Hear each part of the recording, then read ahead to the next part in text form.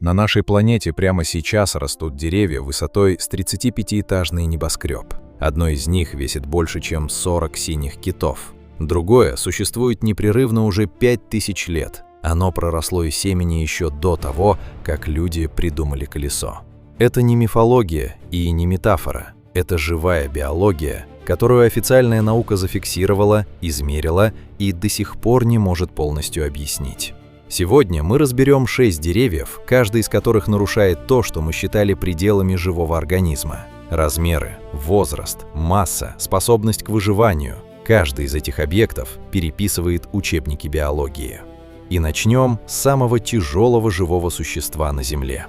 В 1992 году лесник Брюс Грант проводил стандартную инвентаризацию осиновой рощи в штате Юта. Задача была рутинная – посчитать деревья, зафиксировать состояние почвы, двигаться дальше. Но когда он сдал образцы корней в лабораторию, результат анализа ДНК остановил работу всего отдела. Тысячи осиновых стволов, стоящих на площади в 43 гектара, имели абсолютно идентичный генетический код. Это была не роща, это было одно существо. Организм получил имя Пандо, в переводе с латыни «я распространяюсь». Название оказалось точным. Пандо – это единый клональный организм. Тысячи стволов, которые выглядят как отдельные деревья, на самом деле являются побегами одной корневой системы. Корни уходят вглубь и вширь на 43 гектара. Это примерно 60 футбольных полей. Общее число стволов – около 47 тысяч штук. Совокупный вес организма – около 6 тысяч тонн. Для сравнения, синий кит, самое крупное животное в истории Земли, весит около 150 тонн. Панда тяжелее 40 таких китов. Возраст корневой системы ученые оценивают минимум в 80 тысяч лет. Некоторые геологические данные указывают на 1 миллион лет. Это значит, что панда пережил несколько ледниковых периодов. Когда мамонты бродили по Северной Америке, этот организм уже существовал. Когда первые люди современного типа расселялись из Африки, панда уже распускал листья каждую весну. Загадка панда не в размерах. Загадка в том, как корневая система координирует жизнедеятельность на площади в 43 гектара без единого центрального органа. Современная наука знает, что растения обмениваются сигналами через микоризные сети, грибковые нити, связывающие корни. Но скорость и точность координации панда не вписывается в известные механизмы. Когда один участок рощи подвергается атаке насекомых, все 47 тысяч стволов одновременно начинают вырабатывать защитные химические вещества. Одновременно, на площади 60 футбольных полей. Наука называет это системным ответом, и дальше этого определения не идет. Сейчас панда умирает. Олени и бизоны съедают молодые побеги быстрее, чем корневая система успевает их выращивать. Ученые огородили часть рощи металлической сеткой. Внутри ограждения молодые стволы пошли в рост. За забором продолжают исчезать. Организм, переживший ледниковые эпохи, может не пережить несколько десятилетий современного землепользования. Но если панда – это рекорд по массе и возрасту, то следующее дерево держит рекорд по тому, чего вообще не должно быть возможным с точки зрения физики живого организма. В 1963 году студент-геоморфолог Дональд Карри получил разрешение спилить старое сосновое дерево в горах Невады. Ему нужен был керн – образец древесины для изучения климатических изменений. Дерево выглядело обычно – искривленный ствол, жесткая хвоя, серая кора. Карри назвал его WPN-114, просто порядковый номер в полевом журнале. Когда он посчитал годовые кольца на спиле, его рука остановилась. 4862 кольца. Дерево, которое он только что срубил, было старейшим живым организмом на планете. Оно проросло из семени около 2900 года до нашей эры. В это время в Египте только начинали возводить первые пирамиды. Шумерская цивилизация переживала свой расцвет. До изобретения алфавита оставалось еще 1500 лет. Это была сосна остистая межгорная, Pinus longaeva, вид, который эволюция создала специально для выживания в невозможных условиях. Эти деревья растут на высоте от 3000 до 3500 метров над уровнем моря, в так называемой зоне лимита леса, где почвы почти нет, зима длится 9 месяцев, а порывы ветра достигают 150 км в час. В таких условиях любое другое дерево умирает за несколько лет. Пинус лонгоэва отвечает на стресс совершенно неожиданной стратегией. Она замедляет собственный метаболизм до предела. Годовое кольцо этого дерева в засушливый год бывает тоньше человеческого волоса, менее 0,1 мм. Дерево буквально входит в режим минимального потребления ресурсов и удерживает его десятилетиями. Современная биохимия не может воспроизвести этот механизм искусственно. Мы не умеем заставить живую клетку работать настолько экономно, без ее гибели. После трагедии с WPN-114 ученые нашли в тех же горах другую сосну, возраст которой превысил 5000 лет. Ее местонахождение засекречено. Только несколько исследователей знают, где именно она растет. Это сделано намеренно, чтобы ни один турист, ни один вандал, ни один случайный Дональд Карри больше не мог повторить ошибку 1963 года. Напиши в комментариях, из какой ты страны. Интересно знать, откуда смотрят люди, которым не все равно, что происходит с самыми древними живыми существами планеты. Пинус лонгоэва поражает возрастом, но следующее дерево поражает другим. Оно выжило там, где по всем законам физики не должно было оказаться вообще ни одного живого растения. Посреди пустыни Бахрейн, на абсолютно голой и потрескавшейся от зноя земле, стоит одинокое дерево. Вокруг на несколько километров ни кустика, ни травинки, ни тени. Температура летом поднимается до 49 градусов по Цельсию. Ближайший подземный источник воды, который могли бы достать корни дерева, находится на глубине 50 метров. Само дерево растет на возвышенности без какого-либо видимого доступа к грунтовым водам. Это шаджарат аль-хаят, древо жизни, просопис цинерария, разновидность мескитового дерева. Высота около 9,75 метра.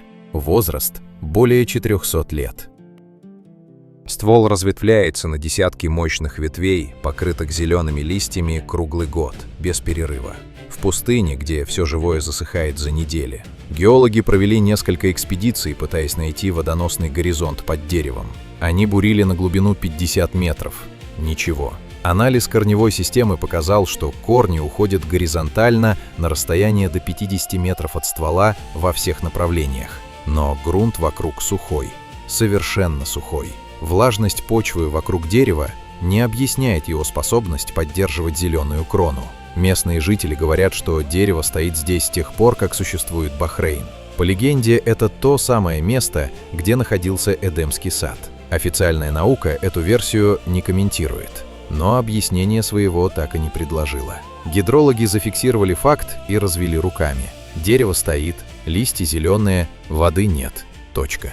Ежегодно к древу жизни приезжает около 65 тысяч туристов. Правительство Бахрейна установило деревянные настилы вокруг ствола, чтобы посетители не уплотняли почву. Дерево охраняется как национальное достояние. Ни одну ветку нельзя сломать, ни один лист унести. Биологи берут образцы только с разрешения Министерства культуры. Это дерево существует вопреки всем известным законам ботаники. И именно поэтому оно подводит нас к следующему объекту. Дереву, которое существует не вопреки законам природы, а вопреки законам математики. Если тебе интересно копать глубже, подпишись на канал. Впереди еще 3 объекта, и каждый следующий сложнее предыдущего.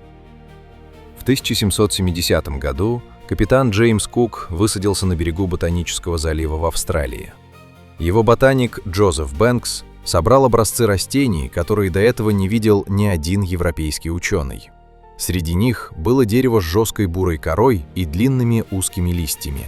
Его назвали эвкалиптом. 250 лет спустя в горах штата Новый Южный Уэльс геолог-любитель Дэвид Ноубл спускался в малоизученное ущелье, которое он нашел по старым картам. Внизу, в темном влажном каньоне, он увидел несколько деревьев с характерной темно-зеленой хвоей. Он сорвал ветку и положил в рюкзак. Когда образец попал к ботаникам в Сидней, в лаборатории несколько минут стояла тишина. Это была Волемия нобилис. Вид, который считался вымершим 200 миллионов лет назад. Живое ископаемое. Дерево из мезозойской эры. Оно росло на планете еще тогда, когда по ней ходили динозавры. Потом исчезло из палеонтологической летописи. И вот стоит в каньоне глубиной 200 метров в 150 километрах от Сиднея. Найденная популяция насчитывала всего 100 взрослых деревьев. Самая крупная – высотой 40 метров. Диаметр ствола – 1,2 метра. Кора необычная, бугристая, коричнево-шоколадная, похожая на пузырящийся шоколад. Листья расположены плоскими спиральными рядами. Архаичная структура, которая не встречается ни у одного современного хвойного. Генетический анализ показал нечто ошеломляющее. Все 100 деревьев имеют практически идентичный геном. Генетическое разнообразие популяции близко к нулю. Это означает, что вся группа произошла от одного или нескольких особей в очень недавнем по эволюционным меркам прошлом. Популяция прошла через бутылочное горлышко, почти полное уничтожение, и выжила буквально на пределе. Когда это произошло, наука не знает. Какая катастрофа сократила вид до нескольких деревьев в одном каньоне, официальная версия не дает ответа. Сейчас местонахождение каньона засекречено. Координаты не публикуются.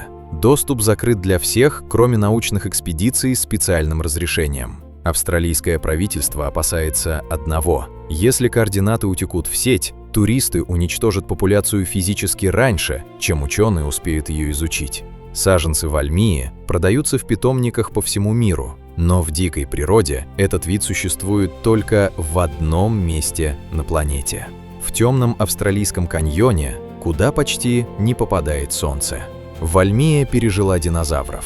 Она пережила несколько массовых вымираний. И это подводит нас к дереву, которое не просто пережило катастрофы. Оно само стало свидетелем рождения человеческой цивилизации с первого дня до сегодняшнего. В 2012 году дендрохронолог Арне Ларсон поднялся на гору Фулуфиелет в Швеции. Задача была простая – взять образцы из нескольких старых елей для климатического исследования. Одно дерево привлекло его внимание. Небольшое, скромное, высотой около 5 метров. Такие ели растут по всей Скандинавии. Ларсон взял образец корня и отправил в лабораторию радиоуглеродного датирования. Результат пришел через 3 недели. Возраст корневой системы – 9550 лет. Это самый старый отдельный живой организм с единым стволом, зафиксированный наукой. Дерево назвали Old Chico в честь погибшей собаки Ларсона. 9550 лет назад на месте современной Швеции заканчивался ледниковый период. Ледник отступал. Семя этой ели упало в оттаившую почву тогда, когда люди на Ближнем Востоке только-только начинали выращивать первые злаки. До строительства Стоунхенджа оставалось еще 5000 лет.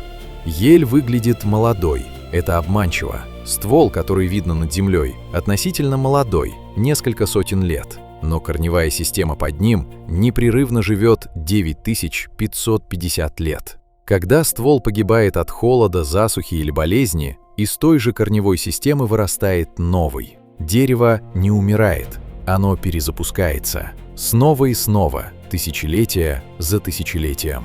Биологи называют этот механизм клональным ростом. Но масштаб, в котором Old Chico использует его, 95 веков без остановки, не имеет аналогов среди отдельных деревьев. Ни одна культура, ни одна религия, ни одна письменная традиция не существует так долго непрерывно, как этот скромный ствол на Шведской горе. И, наконец, последний объект в нашем списке. Дерево, которое не просто живет долго или весит много. Оно изменило то, как люди понимают лес. В 1997 году канадский эколог Сюзанна Симарт опубликовала статью в журнале Nature. Статья описывала эксперимент, который она провела в лесах Британской Колумбии. Симарт вводила в стволы молодых деревьев радиоактивные изотопы углерода. Затем отслеживала, куда движется этот углерод.